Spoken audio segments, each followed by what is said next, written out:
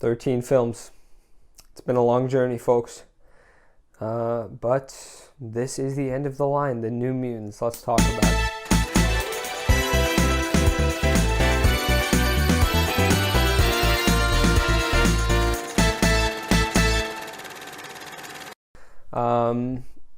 Yeah, if you're watching this, sometime close to when it came out, you may know that the reason I'm doing this is because Evan Peters, cameo in WandaVision, which as of this date, I do not know still why he looks like that in the show. We know that he's not really Pietro, but we don't know why he looks like that. We'll see, presumably.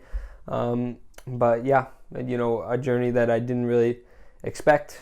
I didn't know what to expect, and I've gone through franchises before, but considering this is like the first franchise that I've actually, dived.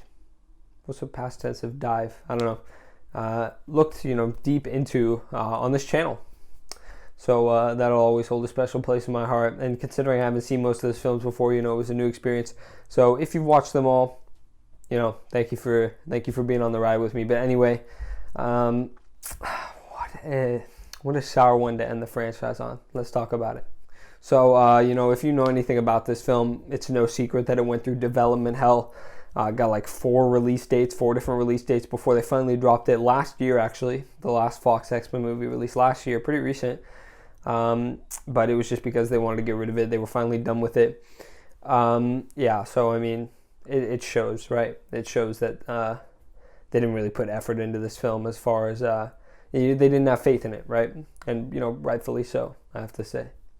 I will say also that a horror mutant film isn't inherently a bad idea. I actually quite like the idea of, a mutant horror film. But I do think that it is not executed great here.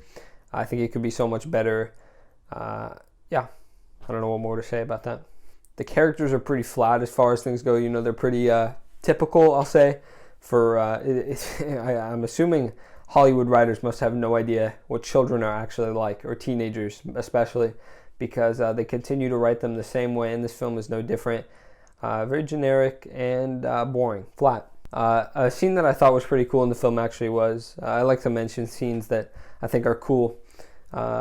You may have seen that as a trend if you've been watching my videos right now, but the lie detector scene in the film, where all the characters, sort of get to have a vulnerable moment, works in the context of the film, and I think it is honestly probably the only good moment that I classify as good in the film. All of the others are either solid or just flat out bad. Yeah.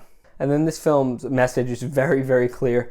It's about like overcoming fears, right? Because the main character, that's her power, just giving people fears, and it's spoon-fed to you. It treats you like a child, right? Like I don't want the message on a plate in front of me. I want to be able to decipher it some more. And I think when a film does that, it's obvious that they don't have a lot of faith in their concept, their story.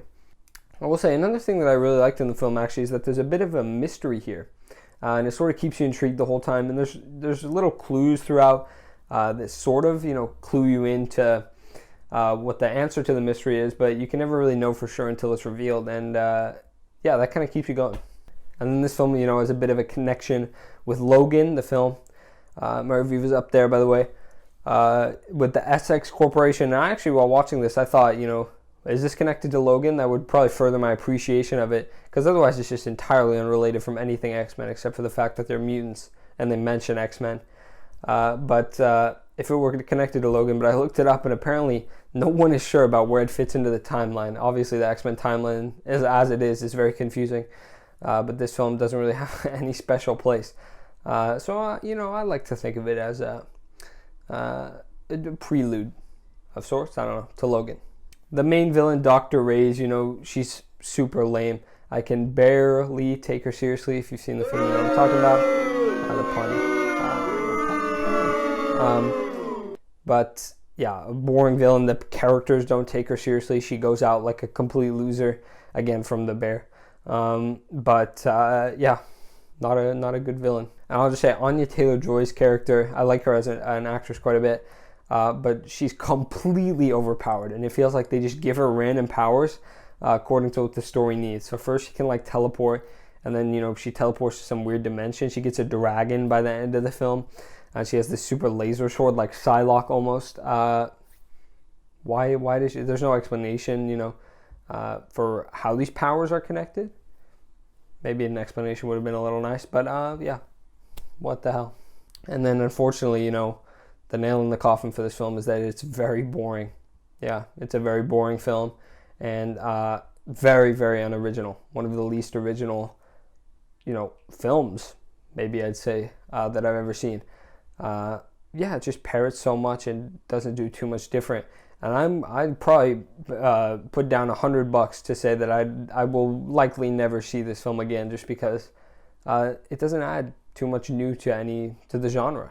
It doesn't add particularly interesting characters, particularly interesting plot, all basic. And then it's just funny how the film ends. The bear at the end, the big bear, that's her fear, is defeated by the main character saying stop and no repeatedly. And again, sort of tying back into the children's, treating you like a child. What a ridiculous ending for this film to go out on, the franchise to go out on as well, unfortunately. This film is a C. Yeah, I'm pretty confident about that rating. Speaks for itself. Anyway, folks, again, as I mentioned, this is the end of the X-Men franchise. And while this film may not have been great, I still had, a blast, I'll say, while watching these movies. I am going to rank all of the X-Men movies, so if you want to see that will be tomorrow from when this video is uploaded. Yeah, stay tuned for that, and then I'll, you obviously know the letter scores if you've been keeping up with them, but the ranking will, actually put them in order of which I like the most. So if you're interested in that, stay tuned for that. Should be a fun, nice video. If you like this, subscribe, bell. Again, the bell gives you notifications. So if you're interested in seeing when I upload, just go ahead and click that. Subscribe helps me. Liking helps me. Commenting helps me a ton. And, personally me, not just the channel, because I like to engage with, whoever's watching my videos. So, thank you guys. If you've been following this journey, thank you. The playlist is up there if you want to see any of the other any of the other reviews. Some of them are pretty long, so if you want to put them on 2x speed, I'm not going to get mad at you, right? I do that sometimes. No problem with that. But again, what a ride, ranking tomorrow, and thank you.